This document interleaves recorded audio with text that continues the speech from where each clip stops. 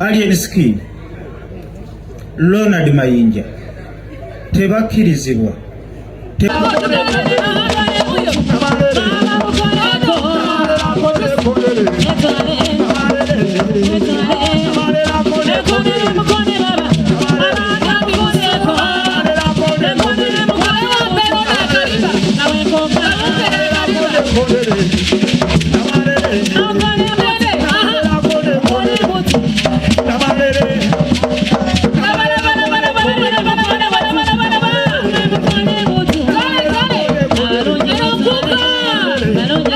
Alien Skin tebakkirizibwa wadde okulowooza, wadde okukyogerako, wadde okweliraanya olubiri lw'emmengo, wadde okweyisa wali olubiri lw'emmengo ennaku z'omwezi nga 31. Twagala nnyo Alien Skin, Ronald Mayinja tebakkirizibwa wadde okulowooza nti bajja kuyimba mu nkuuka, kubanga mu kusooka twali tubatadde ku pulogulaamu yaffe ne basiiwuuka empisa. Beŋŋamba okusiiwuuka empisa muba mukitegedde. Twagala nnyo abayimbi abalina discipline, abawa abayimbi bannaabwe ekitiibwa. Bwe tujja okuleeta ku stage ayimbe nga tazze kukola malala kwabo, kuliko omuyimbi ayinza okujja kutuuka ku stage n'ajjamu empali. Guli omukolo gwa Ssaabasajja Kabaka olw'okuba ayagala stand. Tebakkiriza wadde okulowooza nti enkuuka gyeri, wadde okukyogerako. Kwolwo olunaku tubadde tubasaba bajja bakwata Aidan Disorderly and Musical Operation nga bayita okumpi n'olubiri. Tufune ekibuuzo ekirala. Leero kwe kutongoza enkuuka mu butongole. Ebigambo ngenda kwogera bitono, ebisigadde bannamawulire mu bibuuze. Ebisigadde Ssaabakunzi era stage manager Bajjo event abyogedde, Nalungi wa kuno Nabatanzi ebigambo abyogedde. Nembazira tone enkuuka ey'omulundi guno tugituumye enkuuka tobongoota. Ekigambo Abtex Promotions bulabeere mabega w'ekintu ng'ali ne Bajjo event ng'ali ne bapromota bonna begatya mu FUPA. Suubira kintu ekitali kya bulijjo. Mukimanyi bulungi nnyo tetwewaana, ebyaffe bye tukola byeyogerera. Enkuuka y'omulundi guno ensobi zonna ezibaddewo emabega yonna tugenda zizinga zonna twazigaddewo. Twatandise chapter empya.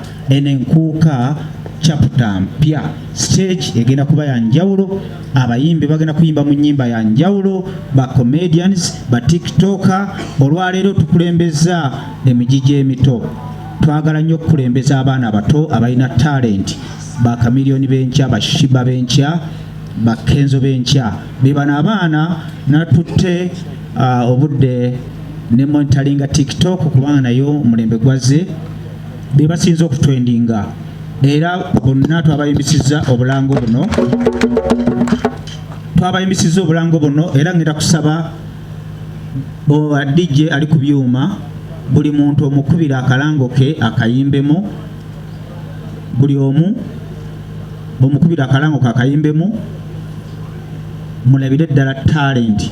Twagala nnyo promota yaluwa ye promota akwata ekintu kitabaddewo oba ekibaddewo n'akyongerayo waggulu nga Bajjo event byakolako kireva gye, ate ne muvumavuma n'akola entondo neyasirika busirisi. Kakati ngeri gyekiri nti ffe mulimu gwaffe gwego tetugenda koowa, aboogera ebigambo ebingi tetugenda bagenderako. Nja basaba abaana bonna abayimbye, mbayita abaana kuba bakyali baana balina talent, bambi mbawagire nga wadde mwagenze bawagira sinze nabalagidde, naye be bakulembeddemu ekintu ky'okukunga abantu okujja mu nkuuka. Abayimbi bonna mu Uganda 95% tugenda kubeera nabo mu nkuuka. N'abatagenda kubeerayo nga mulowooza bagenda kubeerayo nabo tugenda babagamba abawagizi baabwe baleme kwambala ngatto kwolwo olunaku. Ekyo kya mu maaso. Ngenda kutandika n'omukyalo oli yayimbye oluyimba nti mwatukudde soko yimba akalangoko mu mwaka zindaalo yeyasoka kuyingira mu mwaka na Ssaabasajja. Era nze nvunaanyizibwa omusawo gwe mugenda okunenya ku lunaku olwo nti oleesa abayimbi abatamanyi kuyimba oba abatanyuma. Kubanga omutwalo gumu kitundu twagala omutwalo gumu kitundu. Eze 5 mwansondedde surprise artist ajja gwe mutalabangako. Kitegeeza enkuuka y'omwaka guno bwe muliddamu ogiraba mu mwaka omulala gwonna mujjanga ne muntemako omukono ku State Square kubanga tubategekedde ekyama kye mujja okola mwena kye muyayaanira nga kibasanyusa n'okubayingiza omwaka. Era MTN mwabafunye omukisa okubeera ku nkuuka y'abapromota kubanga sagala owakane wano mu Uganda bw'owuliranga erinnya Abtex n'ebbanyo nga liri emabega w'ekintu omanya ne Bill Gates tusobola omuleeta n'omugosa kye twagala.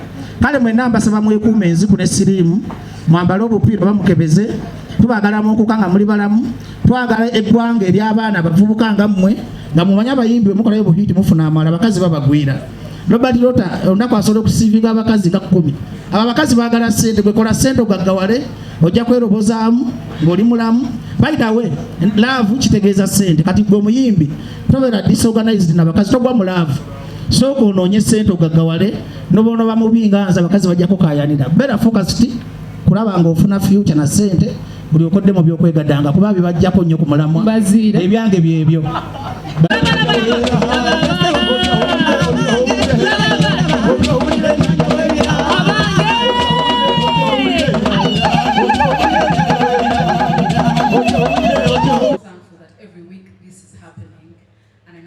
God who is making things happen. So thank you so much, God, for this.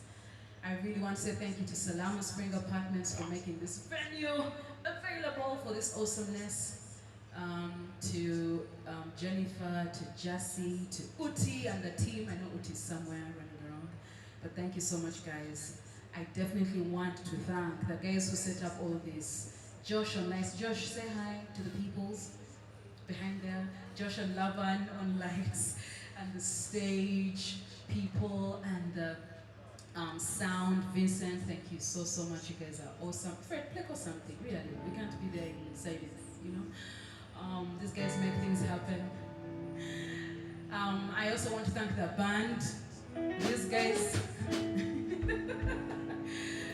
rehearse gruesome hours. Wake up early in the morning for rehearsals.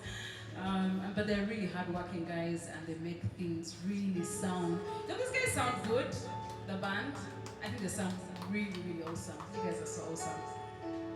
Definitely want to thank the people that style me. Today it's Kai Devo. Awesome guy. Want to thank, yes, Ashley wrote these things so that I don't forget. I want to thank the media that came through. Thank you so much for coming and sticking through till the end. You guys are awesome, whoever they know. We all partner together in this, so I really appreciate. And finally, I want to thank you, the audience. You guys are so awesome. Thank you so much, guys, for coming through and for enjoying the show and being so present and making this happen tonight. You guys are so awesome. So like I said, I think you left your email addresses. We'll send you the music and you're going to have all this music with you. Share it, enjoy it.